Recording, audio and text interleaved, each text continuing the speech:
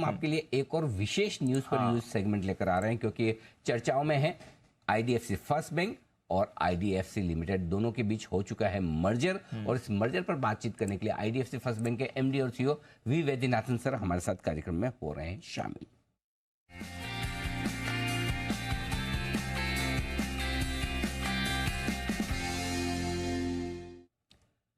Vaidyanathan sir, good morning, स्वागत है आपका। सबसे पहले सर बहुत बहुत बधाई, एक लॉन्ग अवेटेड मर्जर, एक बड़ी एंटिटी आपने दोनों ही कंपनियों को आईडीएफसी लिमिटेड और आईडीएफसी फर्स्ट बैंक को मिलाकर करने की जो कोशिश की है वो अब कामयाब होती हुई दिख रही है। बहुत बहुत बधाई sir. Thank you very much, we are all very happy. बिल्कुल सर, बिल्कुल। सर सबसे पहला सवाल यही मैं लेना चाहता हूँ, जाहिर सी बात है कि वैसे तो ट्रेंड चल रहा है आजकल की एनबीएफसी और बैंक का मर्जर हो, और आप भी उस ट्रेंड के साथ है, लेकिन ऐसा क्या कुछ आप अचीव कर पाएंगे इस मर्जर से, दोनों कंपनियों के साथ में आ जाने से, जो अब तक अचीव करना बाकी था? क्या कुछ फायदा होगा सर? पहला फायदा यह है कि बैंक का नेटवर्क बढ़ेगा, क्योंकि वहां पे कैश है around cash equivalence around 600 crore का है आईडीएफसी लिमिटेड में। जब मर्जर होगा तो बैंक में आ जाएगा।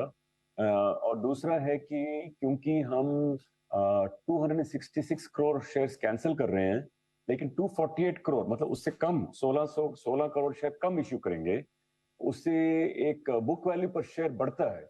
बुक वैल्यू पर शेयर आईडीएफसी बैंक का 5% बढ़ेगा। फायदे और ये दोनों ही डायरेक्टली शेयर होल्डर्स को बेनिफिट करने वाले हैं। एक तो आईडीएफसी लिमिटेड का कैश बैंक के काम आएगा और बैंक की भी बुक वैल्यू। नहीं तो जनरली आमतौर पर मर्जर के बाद बुक वैल्यू बढ़ना मुश्किल काम है, वक्त लगता है। अच्छा, दूसरी चीज सर जो है और जहां तक आईडीएफसी लिमिटेड शेयर होल्डर्स की बात है, उनको भी फायदा होगा, क्योंकि उनकी जो उनकी शेयर होल्डिंग है लिमिटेड की, वो वाया होल्ड को है, मतलब जो होल्डिंग कंपनी है जी, अभी उनका डायरेक्ट एक्सपोजर बैंक में आ जाएगा, तो उनके लिए कोई होल्डिंग कंपनी डिस्काउंट नहीं रहेगा। बिल्कुल, जनरली वही है कि अगर आईडीएफसी लिमिटेड होल्डिंग कंपनी है तो होल्डिंग कंपनी के शेयर थोड़े डिस्काउंट पर ट्रेड करते हैं, तो उनका भी फेयर वैल्यूएशन, या एक तरह से कह सकते हैं सर वैल्यू अनलॉकिंग कहना ठीक होगा? बिल्कुल सही होगा। उनके लिए वैल्यू अनलॉक हो रहा है, आईडीएफसी बैंक के लिए बुक वैल्यू पर शेयर बढ़ रहा है, दोनों के लिए फायदा ही फायदा है। बिल्कुल। अच्छा सर, एक और चीज, अब किस तरह की अप्रूवल्स आपको लेनी होगी जिसके लिए और इस पूरी अप्रूवल्स लेने में और इस मर्जर को पूरा करने में कितना वक्त लग सकता है? कोई टाइमलाइन अंदाज से अगर आप दे पाएं। मेन अप्रूवल इसमें रिजर्व बैंक ऑफ इंडिया का है, हम उनके पास जाएंगे, उनसे रिक्वेस्ट करेंगे। दूसरा अप्रूवल एनसीएलटी का है, तीसरा शेयर होल्डर का है। लेकिन मेरा बिलीफ है कि शेयर होल्डर का अप्रूवल भी मिल जाएगा। जैसे कि अभी हाल ही में सर हमने कुछ ऐसे मर्जर्स देखे हैं, बड़े मर्जर्स, जिनमें कई सारे और भी ग्रुप कंपनीज में स्टेक कम ज़्यादा करना या कुछ रिस्ट्रक्चरिंग करने की ज़रूरत थी। वैसे तो आप कुछ बिजनेसेस जो आईडीएफसी लिमिटेड के हैं, म्यूचुअल फंड वगैरह, वो बेच चुके हैं। ऐसा कुछ और आपको भी करने की ज़रूरत है या वो सब कंप्लीट हो चुका है? सब कंप्लीट हो चुका है। सब कंप्लीट हो चुका है। स्ट्रेट फॉरवर्ड प्रोसेस है। जहां तक हमें लगता है आज के डेट में जितना विजिबिलिटी है, इसमें कोई अनसर्टेनिटी नहीं है, मतलब हो जाएगा, मतलब एक साल होगा तो हो जाएगा, लेकिन इसका बिलीफ। अच्छा सर, अब नई एंटिटी का मैनेजमेंट स्ट्रक्चर किस तरह का होगा? मतलब कौन लोग होंगे जो मैनेजमेंट में रहेंगे एक्टिवली, की मैनेजमेंट में कौन होगा, ये मैं समझना चाहता हूँ।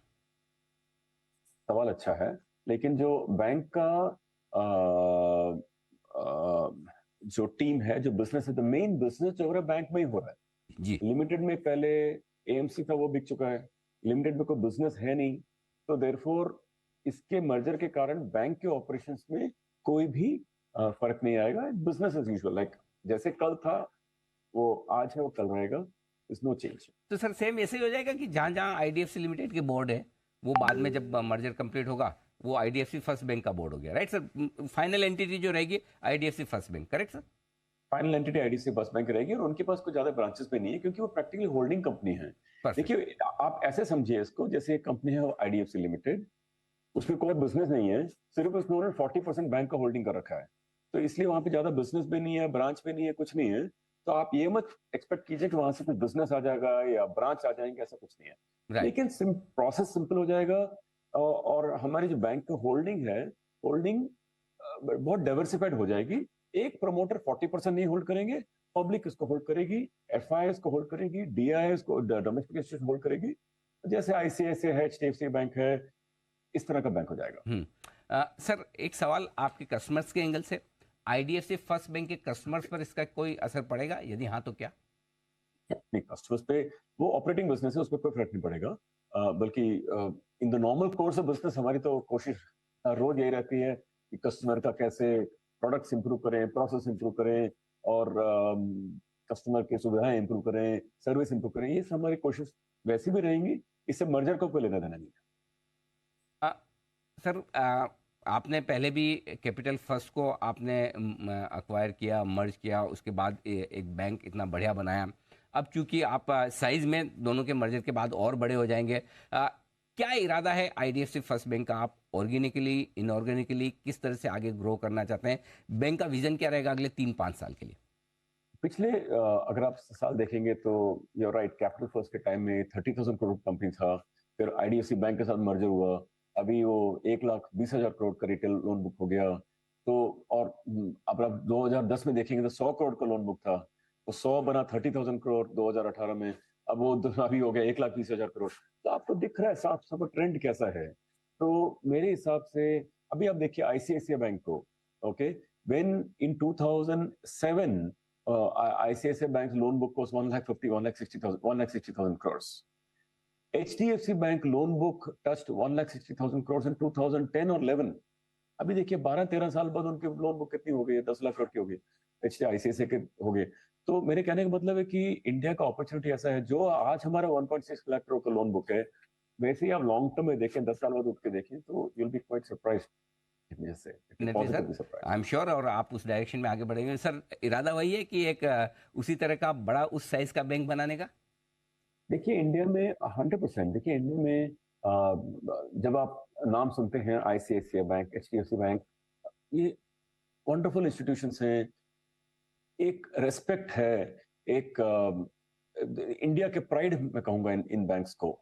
तो ये आईडीएफसी बैंक और इंडिया में अपॉर्चुनिटी भी इतनी अच्छी है, मुझे लगता है कि अपने हमारे बैंक को भी ऐसे ही अपॉर्चुनिटीज मिलेंगे, क्योंकि डाइवर्सिफाइड इंस्टीट्यूशनल बेस है, एफआईआई से इन्वेस्ट करेंगे, डीआईआई इन्वेस्ट करेंगे, पब्लिक की शेयर होल्डिंग है, गुडविल अच्छा है, बैंकिंग लाइसेंस अच्छा है, प्रोडक्ट सूट बहुत अच्छा है, ब्रांड इमेज अच्छा है, तो बेस्ड लाइबिलिटीज बेस बहुत अच्छा है। तो बेसिकली एक फाउंडेशन बैंक का बहुत अच्छा है। अब इसको अगर हम डिस्टर्ब ना करें और अगले 10 साल देखें, तो क्यों नहीं है आईसीआईसीआई बैंक, एचडीएफसी बैंक, इनके जैसा ही बैंक बने। परफेक्ट। बल्कि सर वैसे मुझे तो पूरा कॉन्फिडेंस है, लेकिन फिर भी हमारे दर्शकों के लिए मुझे ये सवाल आपसे पूछना है कि पूरे मर्जर के बाद भी जो आईडीएफसी फर्स्ट बैंक की कमान जो है, लीडरशिप है, एमडी सीईओ के तौर पर आप ही के हाथों में रहेगी, आपकी एबल लीडरशिप में रहेगी, ये मैं श्योर हो सकता हूँ? बैंक में मेरे सिवाय भी और भी बहुत सारे लोग हैं। हमारे लीडरशिप में हमारे एक नए एग्जीक्यूटिव डायरेक्टर अपॉइंट हुए, mister Madhubanan, he has come on the board of the bank. और मेरे हमारे जो लीडरशिप हैं, और भी लीडर्स सारे हैं, बैंक को चला रहे हैं, बट मैं तो स्पोक्स पर्सन हूँ। But yeah in terms of leadership also, yes, of course, needless to say, short question is that over the next foreseeable future, with the same energy and drive, अगले 10 साल में चलाएंगे, और आप देखिए this bank will be an amazing bank. नहीं sir बिल्कुल, और आईसीआईसीआई बैंक से निकलकर आपने एक जो इंस्टीट्यूशन बनाई, चाहे वो एनबीएफसी की हो चाहे बैंक की, और इस लेवल तक लेकर आए आपकी लीडरशिप। और सबसे बड़ी बात है, अभी उम्र आपके साथ में, आप काफ़ी यंग भी हैं, तो आई एम श्योर एक और ऐसी इंस्टीट्यूशन आपके लीडरशिप में बनेगी जो एचडीएफसी और आईसीआईसीआई बैंक जैसी एक रेस्पेक्ट, क्रेडिबिलिटी रखे। बहुत बहुत शुभकामनाएं, बधाई सर एक बार फिर से इस बड़े thank you, thank you for your goodwill, but let me से वन मोर थिंग जी एक्चुअली। सर, जी सर।